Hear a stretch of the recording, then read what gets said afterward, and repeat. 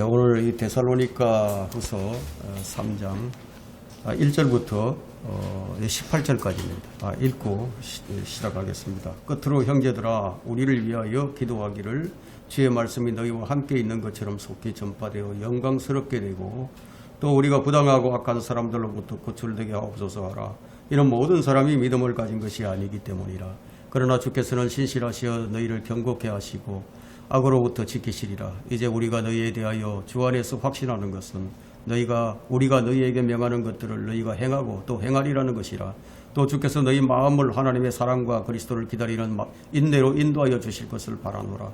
형제들아 우리 주 예수 그리스도의 이름으로 너희에게 명하노니 무질서하게 행동하고 우리에게서 받은 전통을 따라 행하지 않는 모든 형제를 멀리하라. 너희가 어떻게 우리를 본받아야 할 것인지를 너희 스스로가 아나니 우리는 너희 가운데서 무질서하게 행하지 아니하였으며 아무에게서도 양식을 거저 먹지 않고 도리어 주야로 수고하고 애써 일하며 너희 가운데 아무에게도 부담이 되지 않도록 했노라. 이는 우리에게 권리가 없어서가 아니요 다만 우리가 스스로 너희에게 본을 보여 우리를 본받게 하려 함이라. 우리가 너희와 함께 있을 때에도 너희에게 명하기를 누구든지 일하기 싫어하거든 먹지도 말라 하였노라. 우리가 들으니 너희 가운데서 무질서하게 행하여 전혀 일하지 아니하고 참견 잘하는 자들이 있다 하니 이제 우리가 우리 주 예수 그리스도를 통하여 이런 자들에게 명하고 권하노니 조용히 일하고 자기 양식을 먹으라. 그러나 형제들아 너희는 선을 행하다가 낙심하지 말라. 누구든지 이 편지에 쓴 우리의 말에 순종치 않거든 그를 주목하여 사귀지 말고 그로 하여금 부끄럽게 하라. 그러나 원수같이 여기지 말고 형제로서 권고하라. 화평의 주께서 친히 너희에게 항상 모든 일에 화평을 주시기를 원하노라. 주께서 너희 모두와 함께 하시기를 바라노라. 나 바울은 친필로 문안하노라. 이는 편지마다 표가됨으로 이렇게 쓰노라. 우리 주 예수 그리스도의 은혜가 너희 모두와 함께 있을지어다. 아멘.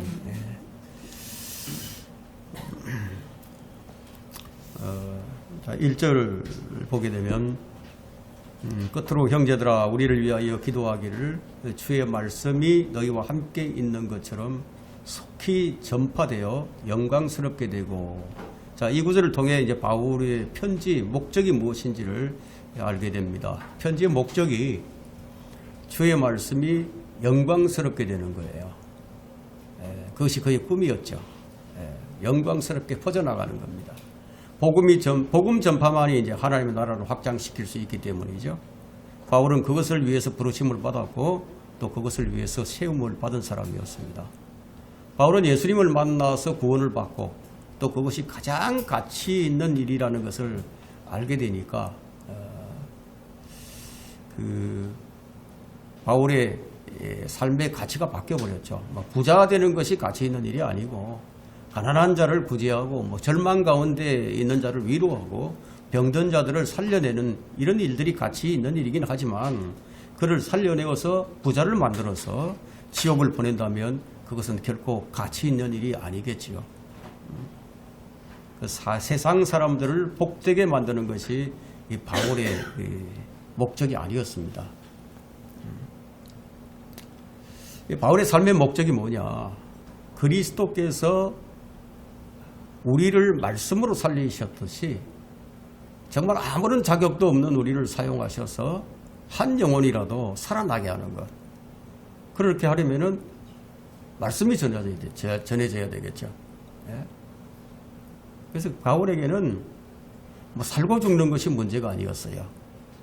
그리스도만이 영광스럽게 되는 일이라면 만약 그 일이 나를 통해서 이루어질 수 있다면 그것이 삶의 목적이었어요. 주님은 이제 마땅히 이 복음을 통해서 온 세상에 영광스럽게 되어야 합니다. 오늘날 우리는 그렇지 못하죠. 오늘날 교인들을 보세요. 잘 믿지 못해서 본이 되지 못합니다. 오히려 바리새인들처럼 믿으려고 하는 그런 사람들이 많이 있죠. 그래서 진짜 믿으려고 하는 사람들, 그런 사람들도 믿지 못하게 만들어요. 복음의 원수되는 일을 한다고 지금 이제 사람들이 난리를 치고 있는 거예요. 주의 말씀이 영광스럽게 되기는커녕 주의 말씀을 욕되게 만들고 있습니다. 그래서 지금 바울은 주의 말씀이 영광스럽게 전파되기 위해서 데살로니가 성도들에게 이를 위해서 기도를 해달라. 부탁을 하죠. 말씀의 전파의 문이 닫히지 않도록 우리를 위해서 하나님께 기도해달라. 그래서 바울은 2절에서 이렇게 부탁을 합니다. 또 우리가 부당하고 악한 사람들로부터 구출되게 하옵소서 하라. 이런 모든 사람이 믿음을 가진 것은 아니기 때문이라. 여러분, 이 세상에 믿는 사람들보다 믿지 않는 사람들이 훨씬 더 많아요. 악하고 부당한 사람들이 더 넘쳐납니다. 마귀는 이런 악하고 부당한 사람들을 통해서 복음 전파를 방해하는 거예요. 마귀는 이 정부 권력자나 종교적인 권력자들을 통해서 이 법률로서 규제를 하고요. 또 왕들과 권세 있는 자들을 통해서 방해를 하는 거예요. 차별금지법도 만들고. 그 차별금지법이 누구에 의해서 만들어집니까? 권력자들에 의해서 만들어지죠. 그래서 바울은 우리가 평온하고 조용한 가운데 모든 영적인 일들을 다 이룰 수 있도록 왕들과 권세 있는 자들을 위해서 기도를 해라. 그렇게 디모데전서 2장 1절로부터 3절에서 권면을 합니다. 왜냐하면 권력자들은 얼마든지 우리가 믿음의 생활을 방해하는 그런 나쁜 환경을 만들 수 있기 때문이에요. 우리가 부단히 그들을 위해서 기도해야 됩니다. 하나님 말씀의 전파 방해는 이런 부류들을 통해서 이제 행해지는 겁니다.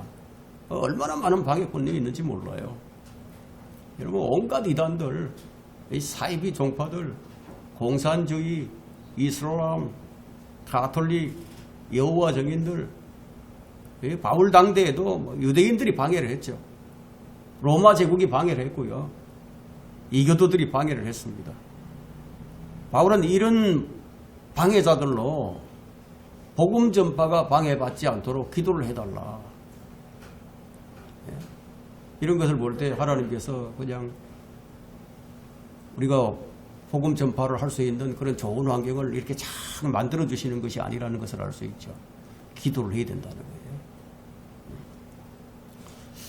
교회 시대가 막을 내리려고 하는 이 현 시점에서 하나님의 자녀들은 누가 옛날부터 지금까지 우리의 대적이 되어 왔는지 이걸 깨닫는 것은 매우 참 중요합니다. 바로 권력을 가진 자들이었죠. 예수님 당시에는 로마였어요. 예수 그리스도를 채찍질한 장본인이 누구예요? 로마죠.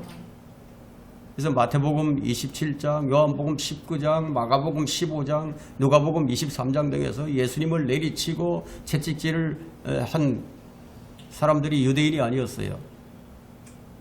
로마가 그렇게 했죠.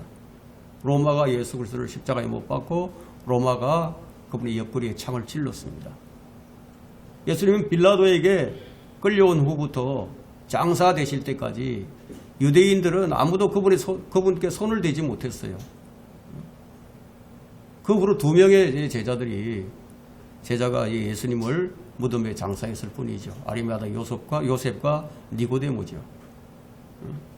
로마의 교리적인 고백들이 있습니다. 지금 현재. 늘 로마 카톨릭은 이제 교리적인 고백을 하죠. 종교적인 법률들도 있고 규정들도 있습니다. 근데 그런 교회 의식 등을 미루어 볼 때 그들이 성경을 정오한다는 사실을 여러분 결코 잊어서는 안 됩니다. 그 로마 가톨릭은 전통을 다 믿는다고 얘기를 합니다. 하지만 그들의 고백은 성경과 상반됩니다. 성경과 일치가 안 돼요. 그들의 전통은 이방 종교를 세우는 기초가 되었습니다. 반성경적 전통들입니다. 신약 성경이 규정하고 있는 이 교회관에 따르면 로마 가톨릭 교회는 이 신약적인 성경적 신약 교회가 아니라는 것을 여러분들이 결코 잊어서는 안 됩니다. 가톨릭의 신부직은요,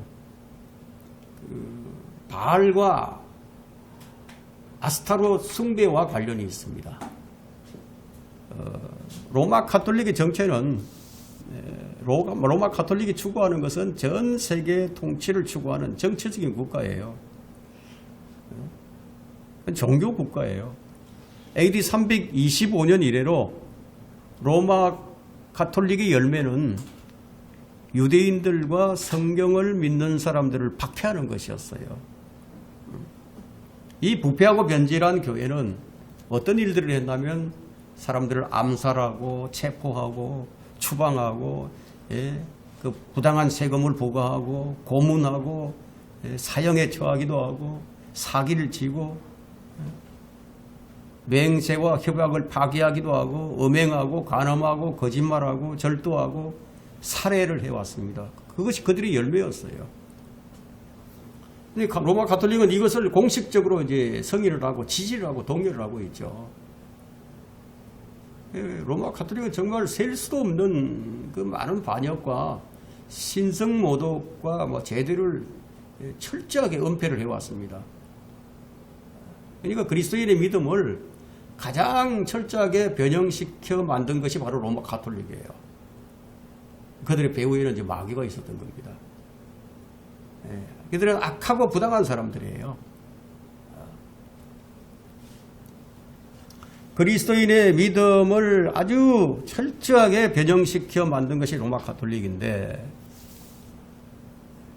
믿음의 근본 사항들을 믿는 그 어떤 집단도요, 타락에 있어서는 로마를 따라잡을 수가 없어요. 그 로마 가톨릭은 한 번도 회개한 적이 없습니다. 돌이킨 적이 없어요. 그럼 왜 종교개혁이 일어났겠습니까? 그런데 지금 이상하게도 개신교가 다시 가톨릭화 되어 가고 있다는 거예요. 모든 개신교가 지금 로마 가톨릭과 손을 잡고 있죠. 그런데 복음 전파의 방해가 바로 이런 자들에 의해서 자행되고 있다는 겁니다. 진리가 비방받는 것이 바로 이런 자들에 의해서다. 그래서 이들을 보게 되면 이는 모든 사람이 믿음을 가진 것이 아니기 때문이라. 자, 이런 방해자들이 많이 있겠지만, 그러나 이제 우리에게 어떤 약속이 주어지는데 그 약속이 뭐냐? 3절을 보세요. 그러나 주께서 신실하시어 너희를 경고케 하시고 악으로부터 지키시리라. 주님께서 우리를 지켜주시겠다. 이 약속이죠. 그 복음 전파를 하는 곳에는 이런 악하고 부당한 사람들이 있습니다. 근데 그들은 오늘 성경을 보니까 그들은 믿음이 없는 사람들이에요. 그러나 우리가 복음 전파가 원활하게 이루어지려면은 그들로부터 방해가 없어야 하지 않겠습니까? 그러니까 주님께 보호해달라고 기도를 해라. 너희가 복음을 전하게 되면 악한 사람들도 만나게 되고 부당한 사람들도 만나게 될 것이다. 그러나 낙심하지 말라. 주께서 신실하시니까 더 견고하게 해주시고 그런 악한 자들로부터 보호해 주실 것이다. 그것을 지금 여기서 말하고 있습니다. 그러니까 기도가 얼마나 중요한 것인가를 보여주고 있죠. 자, 우리가 복음을 전할 때 위축될 때가 있어요. 복음 설교를 하고 있는데 뭐 악한 자들이 나타나서 설교를 못하게 방해하는 경우가 참 많이 있죠. 참 그럴 때 기분이 엉망이 돼버려요. 기분이 엉망이 되면 설교가 중단될 수밖에 없죠. 그래서 그것을 위해서 좀 기도해달라. 여기 바울이 이제 요청하는 기도 제목이 두 가지인데, 하나는 뭐냐? 주의 말씀이 속히 전파되어서 그 말씀이 영광스럽게 되는 거예요. 또 하나는 부당하고 악한 사람들로부터 방해받지 않는 것, 이 두 가지예요. 자, 이것은 달리 말하게 되면 복음 사역은 절대로 어떤 경우도 위축되어서는 안 될 사역이다. 우리가 기도하면 우리는 신실하지 않지만, 자, 우리 주님께서는 신실하시니까 모든 악으로부터 보호해 주실 것이다. 그것이 바로 3절에서 말씀하는 요지가 됩니다. 우리는 신실해야 하지만 늘 신실하지 못해요. 그러나 주님께서는 지금 주님께서 요청하는 것이 무엇이에요? 우리의 신실함을 요청하고 있죠. 우리가 늘 신실하지 못하지만 주님은 우리에게 신실함을 요구하는 거예요. 그래서 청지기에게 요청되는 것은 무엇보다도 신실함으로 발견되는 것이라 하고 고린도전서 4장 2절에서 말씀합니다. 그러나 우리가 이제 계속 신실하게 주님을 섬기게 된다면은 신실하신 주님께서 뭐라고 말씀하시겠습니까? 잘하였도다 착하고 신실한 종아, 이렇게 부르시겠죠. 칭찬해 주시겠죠. 자, 하나님께서 그리스도인들에게 원하시는 것은 성공이 아닙니다. 하나님께서는 어디에 있는 누구에게도 성공을 요구하신 적이 없으세요. 반면에 그리스도인이 어떤 국가와 어떤 처지에 있든지 어떤 상황에 놓여 있든지 그리스도인에게 요구되는 것이 뭐냐? 그것이 바로 신실함이다. 이게 신실함. 자, 바울이 이제 참수당하기 직전까지 이 본문 3절을 자신에게 어떻게 적용하고 있는지를 이제 우리는 디모데후서 4장 17절과 18절에서 발견할 수가 있습니다. 뭐라고 얘기하느냐? 디모데후서 4장 17절과 18절에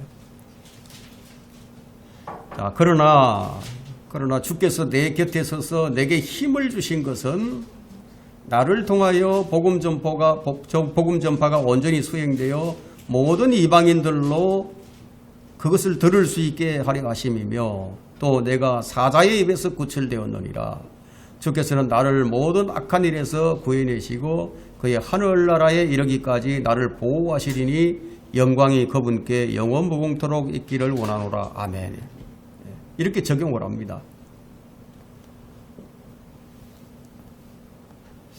바울이 이 데살로니가 성도들을 매우 신뢰를 했는데 그 성도들을 향한 그의 신뢰가 어떤 것인가를 지금 이제 4절에서 보여줍니다. 이 본문 4절에서 데살로니가 후서 3장 4절에서 이제 우리가 너희에 대하여 주 안에서 확신하는 것은 우리가 너희에게 명하는 것들을 너희가 행하고 또 행하리라는 것이라 확신을 하고 있는 거예요. 바울은 데살로니가 성도들을 신뢰를 했습니다. 자, 이런 것으로 볼 때 데살로니가 성도들이 어떤 믿음의 소유자들이었는지 우리가 능히 짐작이 됩니다. 그런 그들을 위해서 바울은 하나님께 기도를 하죠. 어떻게 기도를 합니까? 5절 보세요. 또 주께서 너희 마음을 하나님의 사랑과 그리스도를 기다리는 인내로 인도하여 주실 것을 바라노라.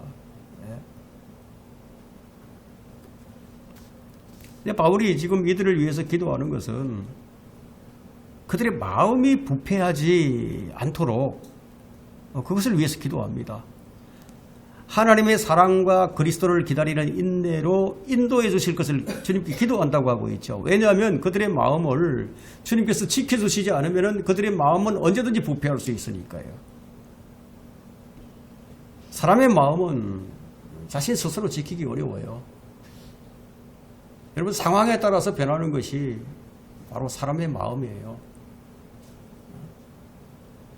그래서 배신자들이 얼마나 많이 있습니까? 자, 4절과 5절 다시 한번 보겠습니다. 4절과 5절에서 두 가지를 이제 말하고 있는데, 이제 우리가 너희에 대하여 주 안에서 확신하는 것은 우리가 너희에게 명하는 것들을 너희가 행하고 또 행하리라는 것이라. 또 주께서 너희 마음을 하나님의 사랑과 그리스도를 기다리는 인내로 인도하여 주실 것을 바라노라. 너희에게 명하는 것은 너희가 행하고 또 행하리라는 것, 지속적인 행함인데, 달리 말하게 되면 계속해서 믿음으로 생각하고 믿음으로 걸어가는 것을 의미하는 겁니다. 믿음으로 생각하고 믿음으로 건넜다. 또 하나는 뭐냐면 주를 기다리는 인내예요. 주를 기다리는 인내는 이것은 무엇입니까? 우리 휴거죠. 휴거를 말합니다. 자, 이 말씀은 바울이 데살로니가전서 1장 10절에서 언급했던 것과 똑같은 내용이 다시 한번 반복이 되는데, 1장 10절에서 어떻게 언급이 되었다면, 또 하나님께서 죽은 자들로부터 살리신 그분의 아들, 즉 다가올 진노로부터 우리를 구해내신 예수께서 하늘로부터 오심을 기다린다는 것이라. 휴거가 분명하죠. 여기에는 이제 믿음과 마음이 가장 중요한데, 여러분, 마음이 떠버리면요, 믿음이고 뭐고 다 필요 없게 됩니다. 마음이 떠버리면. 그래서 너희 마음은 하나님의 사랑과 그리스도를 기다리는 그 인내로 하나님께서 인도해 주실 것을 지금 바울이 원하고 있다. 그렇게 기도를 하는 거예요. 내 마음을 내가 지킬 수 있는 것 같지만 내가 지킬 수 있는 게 아니에요. 우리가 기도 생활을 끊어보세요. 하나님께서 안 지켜주시면 우리가 우리 마음 못 지켜요. 하나님께서 지켜주셔야 돼요. 그래서 본문에서도 바울은 하나님께서 너희 마음을 인도하여 주실 것을 바란다는 거죠. 그래서 빌립보서 4장 7절과 연결이 되는데 하나님의 평강이 그리스도 예수 안에서 너희 마음과 생각을 지키시리라. 누가 지키는 겁니까? 우리 마음과 생각을 지키는 분이 하나님이시죠. 마음이 떠버리면요, 어떤 일을 하더라도 그 일이 기쁨으로 되질 않아요. 마음이 얼마나 중요한지를 모릅니다. 여러분이 어디에 있든 여러분의 마음은 항상 하나님께 가 있어야 돼요. 마음이 하나님께 가 있어야 주의 일을 하더라도 기쁨으로 하게 되고 교회도 기쁨으로 다닐 수 있는 거예요. 여러분이 이 교회를 주님의 교회로 인정을 하고 다니기 시작했다면은 그럼 여러분의 마음이 이 교회에 있어야지. 주님께서 이 교회에 나를 심어주셨구나. 저 이런 믿음으로 다녀야지. 뭐 마음에 안 들면 내가 떠나면 되지 뭐. 자, 이런 생각을 갖고 있으면 언젠가 위기가 와요. 주님께서 왜 교회를 세우셨습니까? 사도들이 왜 교회를 설립을 했습니까? 필요도 없는 교회를. 다녀도 그만, 안 다녀도 그만이면. 그런 교회라면 왜 주님께서 교회를 세우셨을까요? 그리고 사도들은 왜 교회를 향해서 편지를 썼을까요? 주님께서는 왜 교회를 점검하시고 교회를 평가하시고 교회를 책망하시고 교회를 칭찬하실까요? 교회가 아무것도 아니라면 왜 여러분이 이 교회를 출석하고 있습니까? 주님께서 이 교회로 인도해 주신 것이 아닌가요? 주님은 교회를 사랑하세요. 여러분의 마음이 주님께 있다면 그러면 반드시 여러분의 마음이 어디에 있어야 합니까? 교회에 있어야 하는 거죠. 저는 서초동에 있는 충신감리교회를 20년 이상 다녔어요.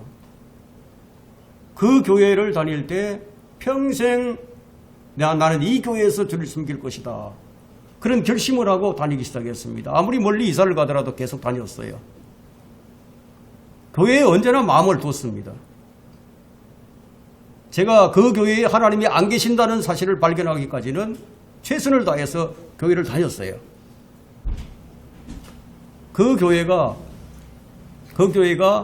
그리스도의 보혈을 50점짜리로 만들어버리고 나머지 50점은 교회 충성과 섬김을 통해서 채워야 한다는 그 설교를 듣고 그 교회가 가톨릭과 한편인 것을 확인을 하고 그 교회를 떠났어요.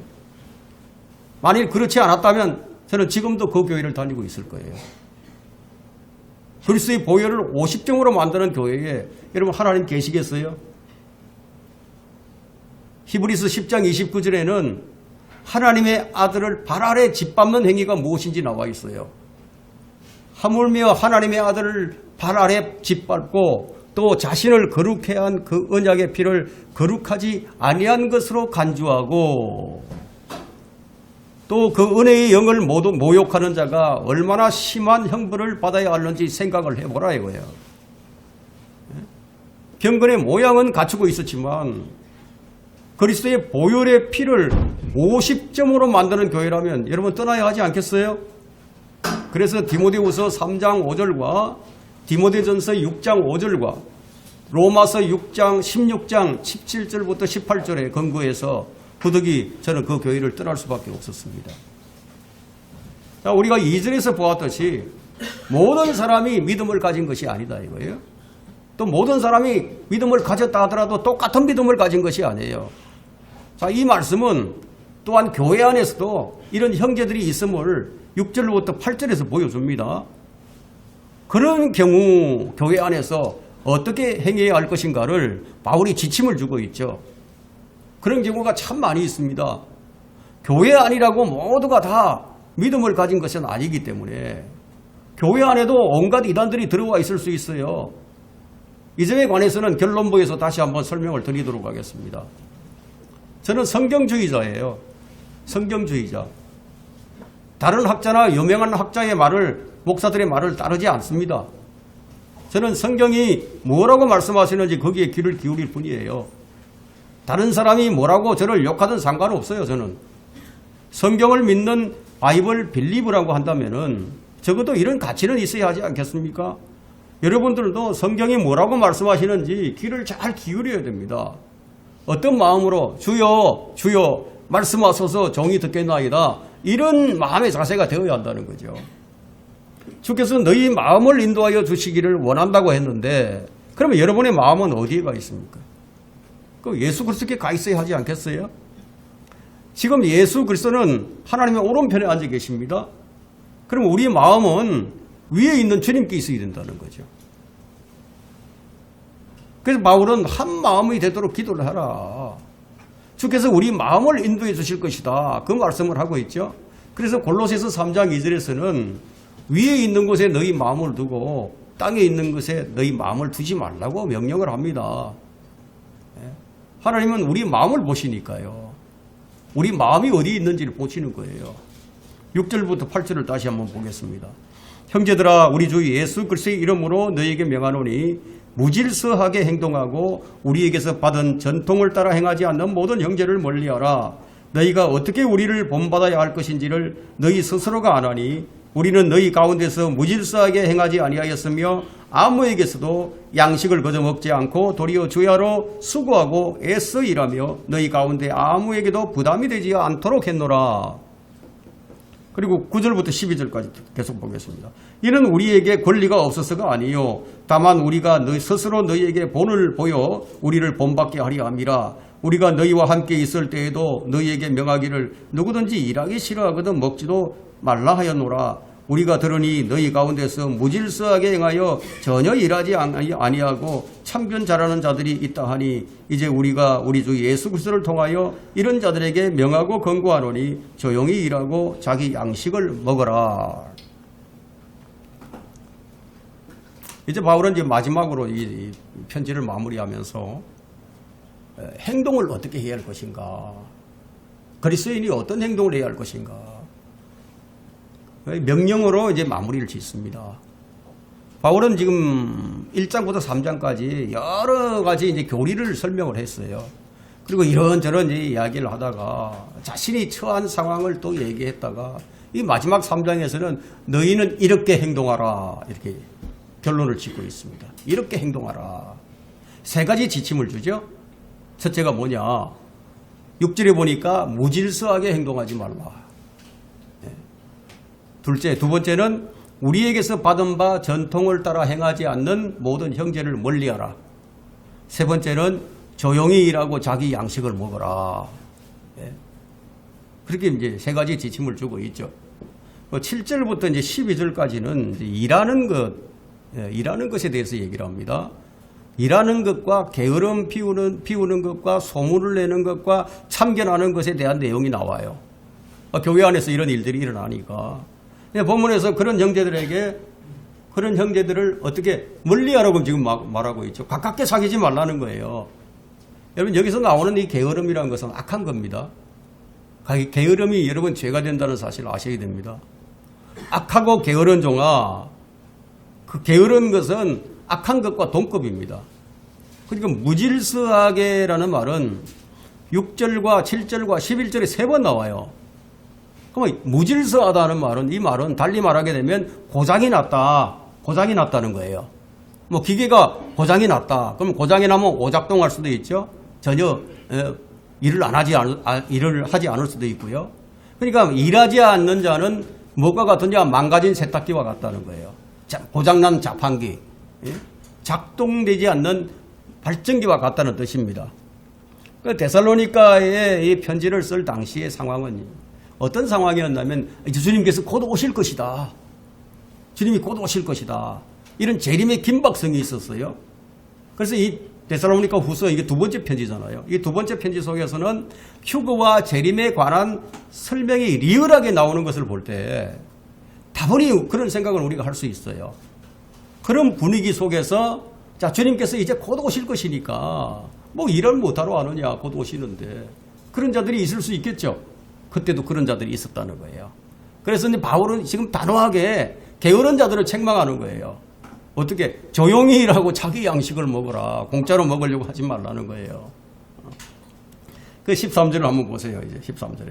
그러나 하고 명령을 합니다. 그러나 형제들아 너희는 선을 행하다가 낙심하지 말라. 이런 얘기를 합니다. 낙심하지 말라. 자, 이것은 고린도전서 15장 18절을 보면 무슨 뜻인지 이해할 수가 있어요. 꼭 갈라디아서 6장 9절에도 선을 행하다가 낙심하지 말지니 쓰러지지 아니하면 때가 되어 거두리라. 그 선을 행하다가 쓰러지지 않아야 된다는 거예요. 이 말은 뭐예요? 낙심하여 중단하는 것을 의미하죠. 그럼 게으름을 피우는 것을 의미합니다. 고린도전서 15장 58절을 찾아보면 선을 행하는 것이 무엇인지를 우리가 알 수 있습니다. 고린도전서 15장 58절 한번 보세요. 15장 58절. 그러므로 나의 사랑하는 형제들아 견고하라. 흔들리지 말라. 항상 주의 일을 넘치게 하라. 이는 너희의 수고가 주 안에서 헛되지 아니한 줄 너희가 알미니라. 바울이 이미 이런 것에 관해서 지침을 주었어요. 그래서 이 성도들이 다 아는 거예요. 자신들의 수고가 헛되지 않다. 그러니까 흔들리지 말라는 거예요. 선을 행하는 것이 바로 주의 일을 넘치게 하는 겁니다. 쓰러지면 거두지 못하지만 쓰러지지 아니하면 때가 되면 거둔다.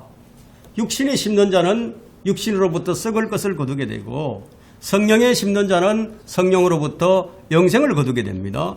철저하게 심은 대로 거둔다는 법칙에 의해서 결과가 나오는 것을 볼 수가 있죠. 자, 이거 14절부터 18절 봅니다. 다시 본문 돌아와서 14절. 누구든지 이 편지에선 우리의 말에 순종치 않거든 그를 주목하여 사귀지 말고 그로 하여금 부끄럽게 하라. 그러나 원수같이 여기지 말고 형제로서 권고하라. 화평에 주께서 친히 너희에게 항상 모든 일에 화평을 주시길 원하노라. 자, 이 말씀이 참 중요하죠. 원수같이 여기지 말고 형제로서 권고하라고 얘기를 합니다. 어떤 교회는 그냥 형제로서 권고하는 게 아니라 아주 원수처럼 여겨버립니다. 성경은 원수처럼 여기지 말라고 하는데 16절에 화평의 주께서 친히 너희에게 항상 모든 일에 화평을 주시기를 원하노라. 주께서 너희 모두와 함께 하시기를 바라노라. 나 바울은 친필로 문안하노라. 이는 편지마다 표가 되므로 편지마다 바울이 쓴 편지마다 사도들이 쓴 편지마다 무엇이 본이 된다는 얘기예요. 표가 된다. 기준이 된다. 표가 되므로 이렇게 써놓으라. 우리 주 예수 그리스도의 은혜가 너희 모두와 함께 있을지어다. 아멘. 근데 14절은 지금 뭡니까? 분리를 요구하고 있어. 그러니까 원수처럼 여기지 말고 형제처럼 권고하라고 말씀하시고 있지만 14절은 우리 이 편지에 쓴 바울이 쓴 이 편지에 쓴 우리 말에 순종치 않거든 그를 주목하여 사귀지 말라. 사귀지 말라는 것은 분리죠. 그러나 원수처럼 여기지 말라. 형제로서 권고하라. 이런 형제들은 사실 형제라고는 하나 형제가 될 수 없는 사람들이죠. 그리스도와 한 몸이 된 자들은 같은 생각을 가져야 되고 같은 것을 말해야 한다는 점에서 자, 이런 사람들은 다른 것을 지금 얘기를 하고 있으므로 하나 될 수가 없는 사람들이니까 멀리하라는 거예요. 멀리. 그런데 그런 자들은 원수가 아니라는 거예요. 그들도 형제다 이거예요. 형제로서 권고하라는 겁니다. 그들이 구원받은 성도들일지라도 그들과 합하지 말고 교제하지 말고 말하지 말고 협조하지도 말며 같이 경배드리지 말라고 얘기합니다. 성경은 이런 형제들을 단호하게 얘기를 하고 있죠. 로마서 16장 17절에 이제 형제들아 내가 너희에게 권고하노니 너희에게서 배운 교리에 역행하여 분열을 일으키고 공박을 일삼는 자들을 주의하고 그들에게서 떠나라. 이 말씀에 의하게 되면 이런 자들과는 어떤 통합이나 협력이 없는 자들이에요. 할 수 없는 거다 이거예요. 열매 없는 어둠의 일에 관여하지 말고 오히려 그것들을 책망하라고 에베소서 5장 11절에 말씀하고 있습니다. 책망해야 할 대상이지 사귀어야 할 대상이 아니다.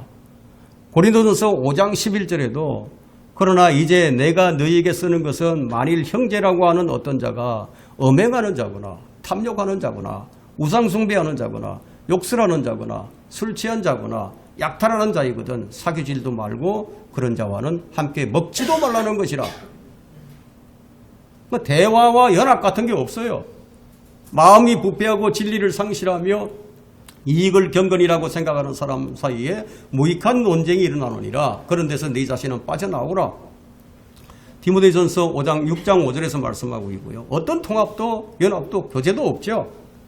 심지어 요한이서 10장부터 11절에는 어떤 사람이 너희에게 오되 이 교리를 바울이 얘기하고 있는 이 교리와 일치하지 않는다. 그러면 이 교리를 가지고 오지 아니하면 그를 집에 영접하지도 말고 그에게 문안하지도 말라. 이는 그에게 문안하는 자는 그의 악한 일에 참여하는 자가 됨이라.